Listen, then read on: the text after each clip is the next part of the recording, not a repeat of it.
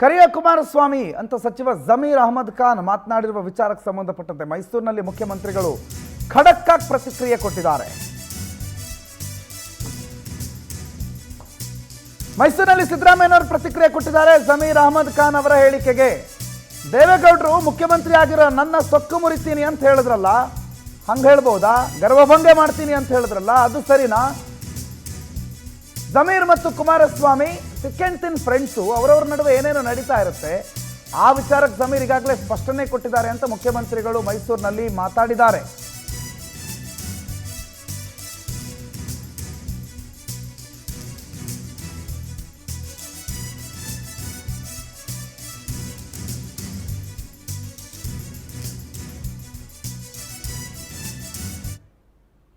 ಅವ್ರು ಕ್ಲಾರಿಫಿಕೇಶನ್ ಕೊಟ್ಟಿದ್ದಾರೆ, ನಾನೇನು ಮಾತಾಡಲ್ಲ.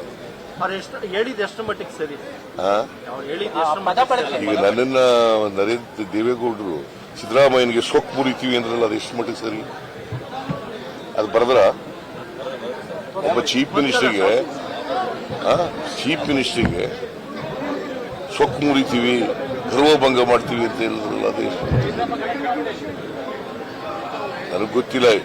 ಜಮೀರುವೆ ಕುಮಾರಸ್ವಾಮಿನೂ ಬಹಳ ಕಿನ್ನಾಗಿದ್ದವರು. ಐ ಡೋಂಟ್ ನೋ, ಅವರಿಬ್ರು ಈ ಮಧ್ಯೆ ಇರ್ತಕ್ಕಂಥ ಸಂಬಂಧ ನಂಗೆ ಗೊತ್ತಿಲ್ಲ. ಅವ್ರು ಕ್ಲಾರಿಫಿಕೇಶನ್ ಕೊಟ್ಟಿದ್ದಾರೆ, ನಾನೇನು